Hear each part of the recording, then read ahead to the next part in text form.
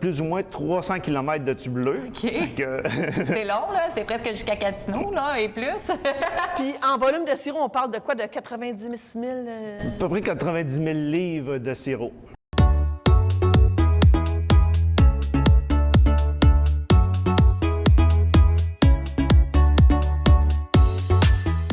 Pourquoi s'installer et exploiter une entreprise dans la vallée de la Gatineau? Quels sont les avantages et comment tirer profit? C'est ce que nous voyons aujourd'hui avec les copropriétaires et fondateurs de l'érablière Beau Sirop, Éric et Joanne, qui sont avec moi sur le plateau. Donc, je suis contente. On parle de sirop d'érable aujourd'hui, mais en plus, on parle des avantages de la vallée de la Gatineau.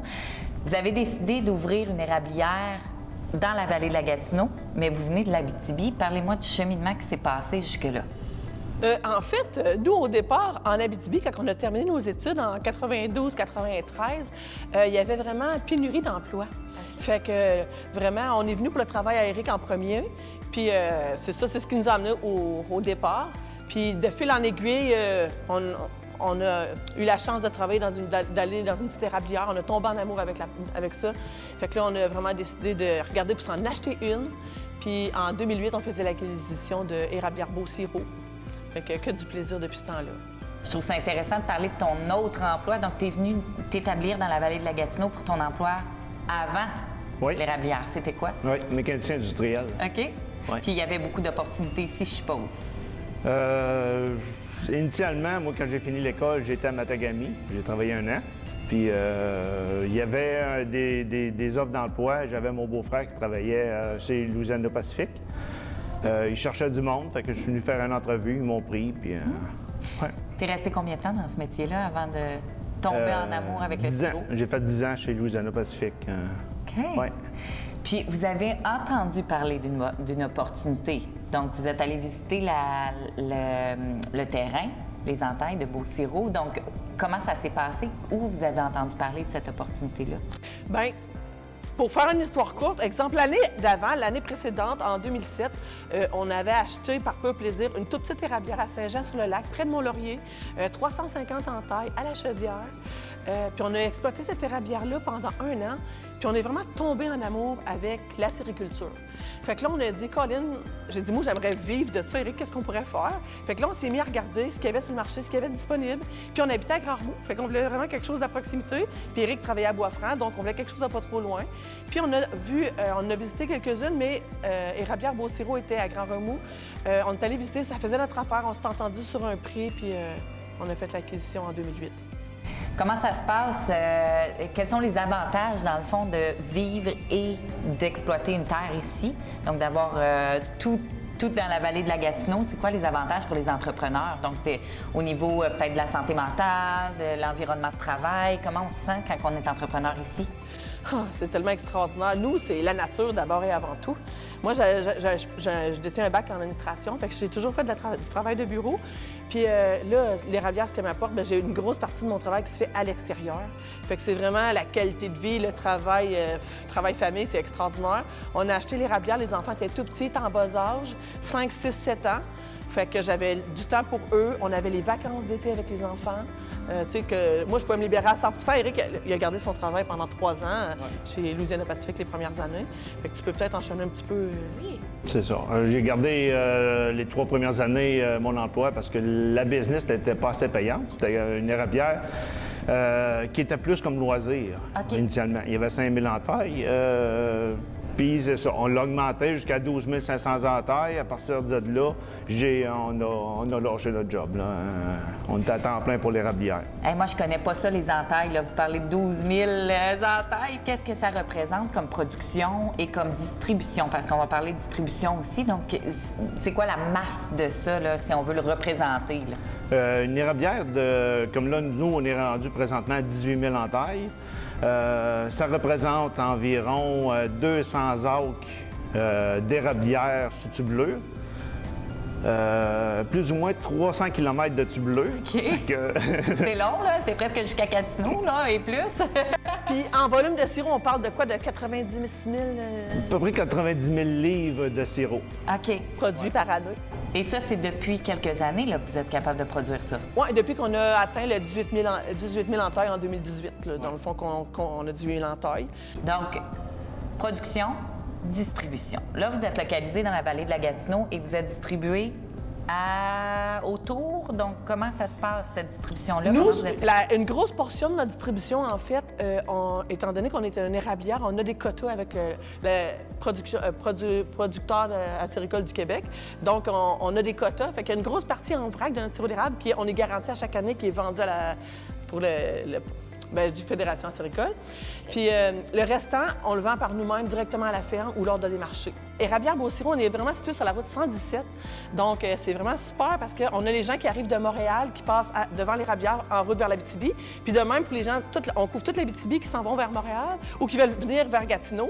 Bon, ben on est vraiment à la jonction. Fait que, tu sais, les gens peuvent venir à l'érablière. C'est vraiment bien pour ça. Puis, on parlait de partenariat aussi. Donc, vous avez des partenaires au niveau des distributions. Donc, vous avez des marchés locaux qui vous ont accueillis aussi. Oui, on fait beaucoup de marchés agroalimentaires. On est distribué dans les boîtes à grains à Gatineau.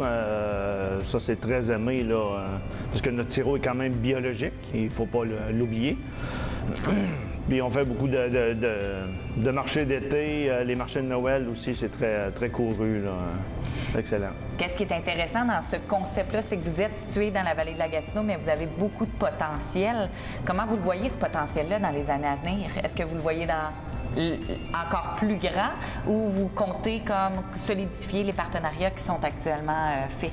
En fait, on est toujours à l'affût de regarder des nouvelles opportunités, mais je vous dirais que nous autres, Beausirot, on a vraiment fait un virage qui a été super payant pour nous autres, puis qu'on a développé l'entreprise rapidement grâce à ça. C'est qu'en 2014, on a obtenu notre permis d'alcool, de fabrication artisanale d'alcool d'érable. Puis ça a vraiment fait... l'entreprise a fait un bond extraordinaire. La rentabilité de l'entreprise, ça a vraiment été vraiment bénéfique pour nous. Depuis ce temps-là, le chiffre d'affaires, il n'y a plus que triplé. C'est incroyable, là. Les bénéfices nets sont extraordinaires. Vraiment, le volet alcool nous a vraiment, comme on pourrait dire, mis ça à la map. Puis ça nous fait connaître aussi. On a des alcools qui s'en vont partout dans le monde. On en vend dans le coin de Montréal. On en vend, en fait, partout au Québec. Fait que puis on gagne plein de prix aussi. Nos alcools sont très recherchés, là. Notre Grand Remous, entre autres, notre Mistel d'érable, elle remporte des médailles d'or, des grands or à des concours nationaux. Donc, maintenant, les gens partent de Gatineau pour venir nous voir à Grand Remous, là, pour venir voir nos produits, voir la façon de faire, tout ça. Fait que c'est vraiment le fun. C'est vraiment intéressant quand vous parlez de mettre sur la map. Donc, est-ce que vous pensez que vous auriez pu faire cette expérience-là ou du moins avoir les mêmes avantages si vous aviez construit l'érablière ou reçu un autre terrain ailleurs dans une autre géographie que la vallée de la Gatineau? Ça aurait été sûrement plus difficile parce que quand on a acheté l'érablière, c'était une érablière, comme je disais, qui était plus loisir. On l'a acquis avec pas mal, tu sais, c'était plus abordable. Okay. La même érablière avoir été dans le coin de Montréal ou Gatineau, la mise de fonds aurait été sûrement plus grande. Donc, ça a été un beau coup de chance, là, de trouver ça. Et on parlait aussi de clientèle. Donc, la fierté des clients d'ici, de venir vous voir, de venir acheter leurs produits localement à la boutique. Comment vous les sentez, ces clients-là? Comment vous pourriez les décrire? Les gens sont fiers, sont super fidèles. C'est des gens qui reviennent d'année en année, sont contents de faire leur retour à l'érablière. Ils font leur commande de sirop d'érable, d'alcool. Puis souvent aussi, les gens m'appellent « Ah, Joanne, aussitôt que tu viens à Gatineau, tu viens nous faire les livraisons. » Tu sais, les gens apprécient les produits. Puis aussitôt, hey, c'était une petite nouveauté. Puis, tu sais, comme l'année passée, on a sorti un nouveau vin, on a fait un rosé, on a fait un partenariat avec une ferme Paul Dané de Mont-Cerf-Léton. C'est une autre entreprise de la vallée, mais elle produisait des camerises en grosse quantité. Fait qu'on achète ces camerises, on a fait un beau rosé érable des camerises. Ça a été un succès. Les gens ont adoré, puis adorent encore aujourd'hui. Ça a vraiment été un beau produit qu'on a sorti.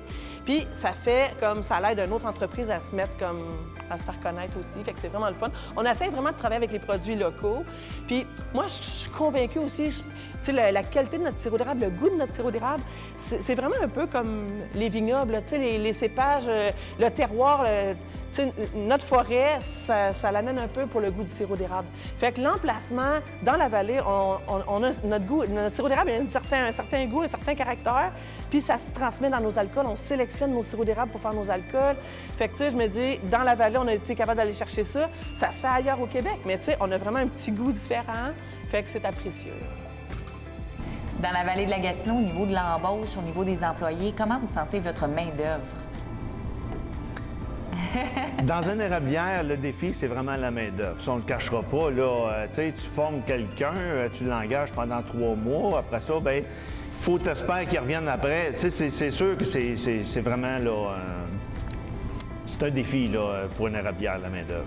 Est-ce que vous avez du soutien? Donc, est-ce que la Vallée de la Gatineau vous a donné un coup de main au niveau de la recherche de la main-d'œuvre? Bien, nous, en fait, ce qu'on a fait, qu'on a réalisé depuis 2 ans, c'est qu'il y a un employé, entre autres, qu'on lui a offert, on lui offre 6 mois de travail par année. Fait qu'on le garde pour upgrader, améliorer certains points de l'érablière. Fait que cet employé-là, il alterne travail chez Beauciro puis chômage. Ça fait son affaire, il est comme en pré-retraite. Fait que lui, ça lui permet de profiter de la vie. Puis aussi, ce qu'on fait pour nos employés, on a vraiment un horaire flexible. Tu sais, comme si des fois, ils ont quelque chose, ils rentrent plus tard le matin, ils ont besoin d'une journée, on est vraiment capable de s'adapter. Fait que, tu sais, les employés apprécient vraiment ça de chez nous. Écoutez, s'il y avait une conclusion, un mot de la fin qui dirait la fierté que vous avez d'être entrepreneur dans la Vallée de la Gatineau, je vais commencer par toi, Éric. Donc, c'est quoi ton mot de la fin sur la fierté de l'érablière Beauciro? C'est la qualité des produits.